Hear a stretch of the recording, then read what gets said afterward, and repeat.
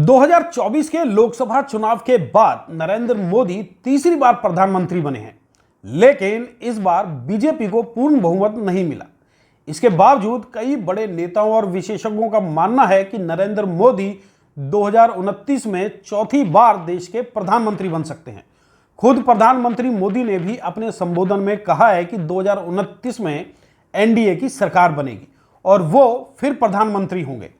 अमित शाह ने भी स्पष्ट रूप से कहा कि विपक्ष चाहे जो भी कर ले, 2029 में भी एनडीए और मोदी ही आएंगे। हालांकि ये भारतीय जनता पार्टी और मोदी के चाणक्य की रणनीति भी हो सकती है कि शोर इतनी जोर से मचाओ कि आवाज दूर तलक जाए। दोस्तों, आज हम इसी पर चर्चा करेंगे कि आखिर वो कौन से ऐसे समीकरण हैं कि नरेंद्र मोदी को चौथी बार देश का प्रधानमंत्री बनाने की बात की जाने लगी है। दोस्तों नमस्कार, मैं हूं संजय कपूर और आप देख रहे हैं सिटी मेल न्यूज। महाराष्ट्र के मुख्यमंत्री देवेंद्र फडणवीस और हरियाणा के मुख्यमंत्री नायब सिंह सैनी ने भी दावा किया है कि मोदी 2029 में प्रधानमंत्री बनेंगे।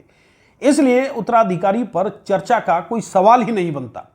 देश के कई जाने माने अर्थशास्त्री भी संभावना जता रहे हैं कि मोदी 2029 में चौथी बार प्रधानमंत्री बन सकते हैं, क्योंकि विपक्ष में उन्हें चुनौती देने वाला कोई बड़ा नेता नहीं है।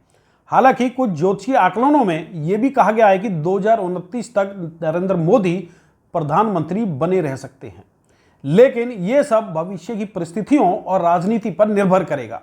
वहीं कुछ राजनीतिक चर्चाओं में योगी आदित्यनाथ या नितिन गडकरी जैसे नेताओं के नाम भी संभावित उत्तराधिकारी के तौर पर सामने आने लगे हैं।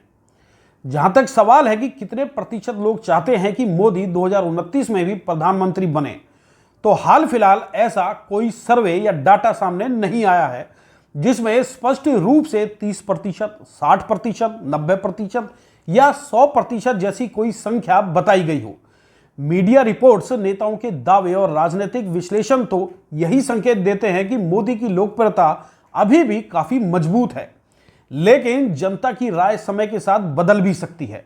लोकतंत्र में हर चुनाव में जनता का मूड बदल जाता है। 2024 के चुनाव में भी बीजेपी को अपेक्षित बहुमत नहीं मिला, जिससे यह साफ है कि जनता का समर्थन स्थायी नहीं होता। ऐसे में 2029 में कितने प्रतिशत लोग मोदी को फिर से प्रधानमंत्री देखना चाहेंगे, यह कहना अभी मुश्किल है। राजनीतिक माहौल, विपक्ष की मजबूती, सरकार की नीतियां और जनता की उम्मीदें, इन सब बातों पर 2029 के चुनाव का परिणाम निर्भर करेगा।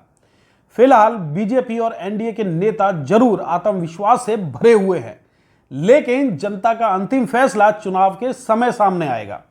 इसलिए 30%, 60%, 90% या 100% जैसी कोई निश्चित संख्या अभी नहीं कही जा सकती। ये सब भविष्य की रणनीति, राजनीति, सरकार के कामकाज और विपक्ष की रणनीति पर निर्भर करेगा।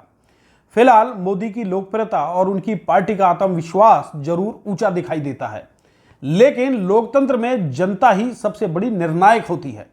दोस्तों, आपको क्या लगता है, क्या प्रधानमंत्री नरेंद्र मोदी को चौथी बार भी देश की सर्वोच्च कुर्सी पर बैठने का अवसर मिल सकता है, या फिर जनता इस बार किसी नए चेहरे को प्रधानमंत्री के रूप में देखना चाहती है? इस पर अपनी बहुमूल्य राय जरूर व्यक्त करें।